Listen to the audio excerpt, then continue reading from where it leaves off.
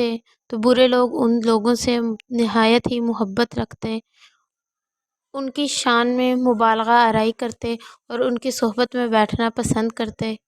ان نیک لوگوں کی وفات کے بعد شیطان نے ان لوگوں کے دلوں میں یہ بات ڈال دی کہ وہ ان نیک لوگوں کے پتھر سے بت تراش لیں اور ان کو انہی جگہوں پر رکھ دیں جہاں وہ بیٹھا کرتے تھے، اور ان کے نام بھی انہی نیک لوگوں کے نام پر رکھیں۔ ان برے لوگوں نے ایسا ہی کیا اور آہستہ آہستہ وہ بت پرستی کرنے لگے، اور ایک وقت ایسا آیا کہ ان میں کوئی بھی توحید پرست نہ رہا، وہ سارے شرک میں مشغول ہو گئے۔ حضرت ابن عباس رضی اللہ عنہ فرماتے ہیں کہ حضرت نوح علیہ السلام کی قوم کے وہ بت بعد میں عرب میں بھی پوجے جاتے تھے۔ ان شرک کرنے والوں میں صرف ایک حضرت نوح علیہ السلام تھے جو توحید پرست تھے۔ حضرت نوح علیہ السلام زمین پر پہلے رسول ہیں۔ آپ سے پہلے کسی کو رسالت نہیں ملی۔ آپ کو 40 سال بعد نبوت عطا ہوئی۔ آپ کا نسب نامہ یہ ہے: نوح بن لامک بن متوشالح بن اخنوخ بن یارب بن محلل بن قینان بن انوش بن شیث بن آدم علیہ السلام۔ اس نسب نامے سے یہ پتہ چلتا ہے کہ حضرت ادریس علیہ السلام حضرت نوح علیہ السلام کے پردادا تھے۔ قرآن کریم میں حضرت نوح علیہ السلام کا ذکر 43 جگہ آیا ہے، لیکن اس واقعے کی اہم تفصیلات سورہ اعراف، سورہ ہود، سورہ مومنون، سورہ شعراء اور سورہ نوح میں آئی ہیں۔ نوح علیہ السلام سے پہلے تمام قوم اللہ تعالیٰ کی توحید سے ناآشنا ہو چکی تھی۔ اللہ کی عبادت کی جگہ اپنے ہاتھوں سے بنائے بتوں کی عبادت کرتے تھے۔ بتوں کو پوجنا ان میں رواج پا چکا تھا۔ حضرت نوح علیہ السلام کی نبوت صرف اپنی قوم کے لیے تھی، ساری دنیا کے لیے نہیں تھی۔ حضرت نوح علیہ السلام کی قوم عراق میں آباد تھی۔ آپ نے اپنی قوم کو جو دعوت دی تھی وہ یہ تھی: اے میری قوم، تم اللہ تعالیٰ کی عبادت کرو، اس کے سوا تمہارا کوئی معبود نہیں، مجھے تم پر ایک بڑے عذاب کا ڈر ہے۔ آپ کی اس دعوت کے مقابلے میں قوم کے سرداروں نے کہا: ہم تو یہ سمجھتے ہیں کہ آپ کھلی گمراہی میں پڑے ہیں، ہمارے باپ دادا کے دین سے ہمیں نکالنا چاہتے ہیں، اور قیامت میں دوبارہ زندہ ہونے اور جزا و سزا کے خیالات سب وہم ہیں۔ حضرت نوح علیہ السلام کی قوم کا یہ جواب کس قدر سخت تھا۔ اس کے جواب میں حضرت نوح علیہ السلام غضبناک نہیں ہوئے، بلکہ سادہ الفاظ میں فرمایا: اے میری قوم، مجھ میں کوئی گمراہی نہیں، بات یہ ہے کہ میں تمہارے باپ دادا کی رسومات کا پابند نہیں، بلکہ میں تو اللہ رب العالمین کی طرف سے رسول ہوں۔ جو کچھ کہتا ہوں اللہ رب العالمین کی ہدایات کے مطابق کہتا ہوں۔ اللہ تعالیٰ کا پیغام تم تک پہنچاتا ہوں، اس میں تمہارا ہی بھلا ہے، نہ اس میں اللہ تعالیٰ کا کوئی فائدہ ہے، نہ میری کوئی غرض۔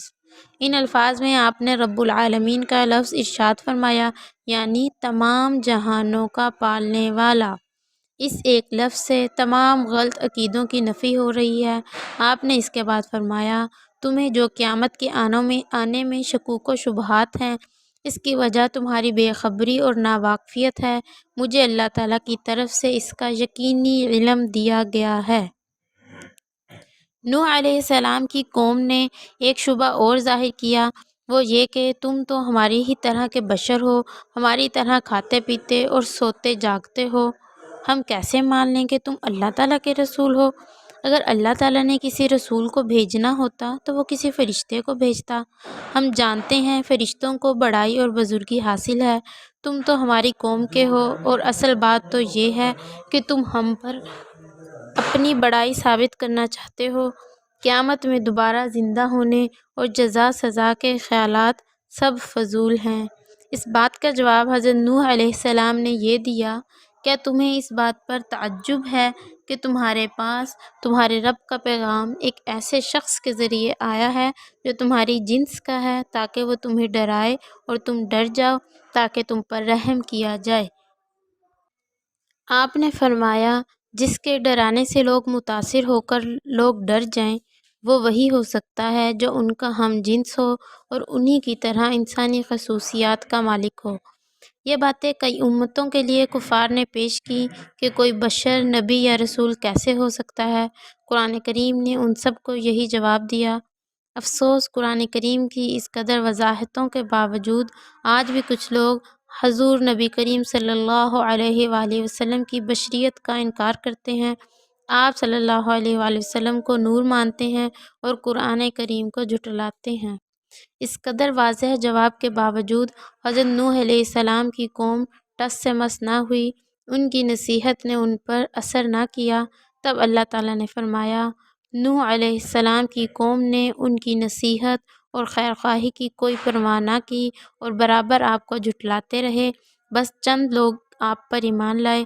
آپ کی قوم نے آپ پر ایک اعتراض یہ کیا، ہم دیکھتے ہیں کہ آپ پر ایمان لانے والے دیکھنے میں حقیر اور ذلیل لوگ ہیں، کوئی بڑا آدمی اور شریف آدمی آپ پر ایمان نہیں لایا۔ ان کے یہ کہنے کا مطلب تھا کہ اگر تمہاری بات سچ ہوتی تو قوم کے بڑے لوگ اسے قبول کرتے۔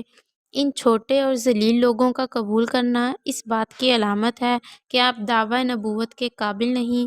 دوسرا پہلو یہ ہے کہ اگر ہم آپ پر ایمان لے آتے ہیں تو ہم بھی ان چھوٹے لوگوں کے برابر ہو جائیں گے، نمازوں کی صفوں میں اور دوسری مجلسوں میں ان کے ساتھ بیٹھنا پڑے گا، یہ ہم سے نہیں ہو سکے گا۔ ان اعتراضات کے جواب میں حضرت نوح علیہ السلام نے ان سے فرمایا، میں تم سے یہ نہیں کہتا کہ اللہ کے خزانے میرے ہاتھ میں ہیں۔ یہ کہنے کی وجہ یہ تھی کہ ان لوگوں کا ایک خیال یہ بھی تھا کہ جب یہ اللہ کی طرف سے رسول ہو کر آئے ہیں تو ان کے پاس اللہ تعالیٰ کے خزانے بھی ہوں گے جن سے یہ لوگوں کو مالا مال کریں گے، لیکن آپ نے انہیں صاف صاف بتا دیا کہ ایسی کوئی بات نہیں، ان کے پاس اللہ تعالیٰ کے خزانے نہیں ہیں، نہ وہ اس لیے آئے ہیں کہ لوگوں کو مال و دولت میں الجھائیں، خزانوں سے انہیں کیا کام۔ وہ یہ بھی خیال کرتے تھے کہ اللہ کے نبیوں اور رسولوں کو تو حکومتی اختیارات دیے جاتے ہیں، اللہ کے خزانے ان کے ہاتھوں میں ہوتے ہیں، وہ جسے چاہیں جتنا چاہیں دے دیتے ہیں۔ ان کے اس خیال کا جو جواب حضرت نوح علیہ السلام نے دیا، اس سے ثابت ہو گیا کہ اللہ تعالیٰ نے اپنے خزانوں کا اختیار کسی نبی کو نہیں دیا، اولیاء کا تو ذکر ہی کیا۔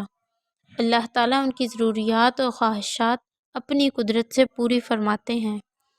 اب جاہلوں کا یہ بھی خیال تھا کہ جو شخص اللہ کا نبی یا رسول ہو کر آئے اسے غیب کا علم بھی ہونا چاہیے۔ آپ نے اس سوال کے جواب میں فرمایا، میں غیب نہیں جانتا۔ آپ نے ان سے یہ بھی فرمایا، میں تم سے یہ نہیں کہتا کہ میں فرشتہ ہوں۔ ان لوگوں کا خیال تھا کہ رسول کوئی فرشتہ ہونا چاہیے۔ آپ نے یہ فرما کر ان کے اس خیال کی بھی نفی کر دی۔ پھر ایک بات آپ نے ان سے یہ فرمائی، تم جن لوگوں کو حقیر اور ذلیل خیال کر رہے ہو ان کے بارے میں تمہاری طرح یہ نہیں کہتا کہ اللہ انہیں کوئی بھلائی عطا نہیں کرے گا۔ خیر اور بھلائی کا تعلق مال و دولت سے نہیں بلکہ اس کا تعلق انسان کے دل سے ہے، اور دلوں کا حال اللہ تعالیٰ ہی جانتے ہیں۔ اللہ ہی جانتے ہیں کہ کس کا دل اصلاح کے قابل ہے اور کس کا اصلاح کے قابل نہیں ہے۔ آپ نے ان سے یہ بھی فرمایا، تم لوگوں کی طرح اگر میں بھی انہیں حقیر اور ذلیل کہنے لگوں تو میں بھی ظالموں میں سے ہو جاؤں گا۔ آپ کی تعلیمات کی وجہ سے آپ کی قوم آپ کو گھیر لیتی اور مارنے پیٹنے لگتی۔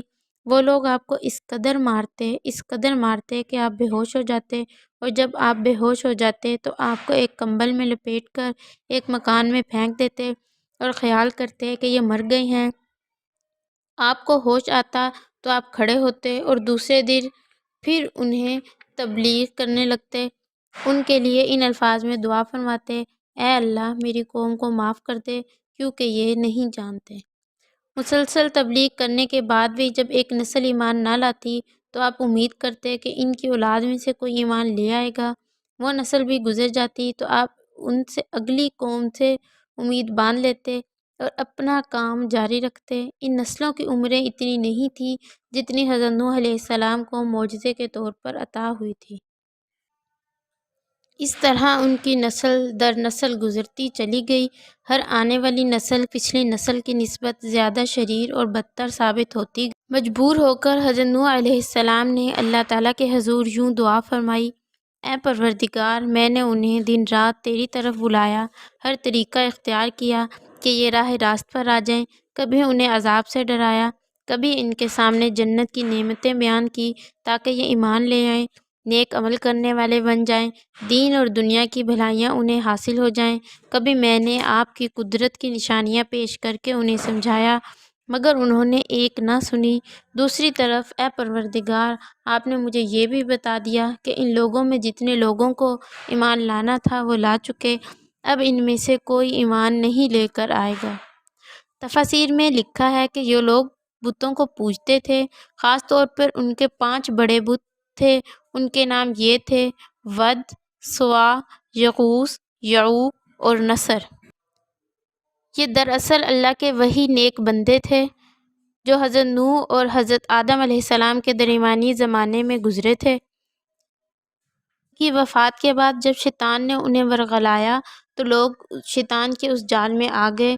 انہوں نے پہلے ان کی تصاویر بنائیں، پھر تصاویر کی جگہ مجسموں نے لے لی اور 5 بڑے بت بن گئے۔ ان کی باقاعدہ عبادت ہونے لگی۔ ان بتوں کو عبادت گاہ میں رکھ دیا۔ دنیا میں سب سے پہلی قوم حضرت نوح علیہ السلام کی تھی جنہوں نے بت پرستی کی ابتدا کی۔ یہ لوگ فوت ہو گئے تو شیطان نے اگلی نسل کو یہ پٹی پڑھا دی: تمہارے بزرگوں کے معبود اور خدا یہی بت تھے، وہ انہی کی عبادت کیا کرتے تھے، لہٰذا تم بھی انہی کی عبادت کیا کرو۔ اس طرح حضرت نوح علیہ السلام کی قوم میں بت پرستی شروع ہو گئی۔ اللہ سے دعا ہے کہ اللہ ہمیں دین پر ثابت قدم رکھے اور ہمارا خاتمہ ایمان پر فرمائے، آمین۔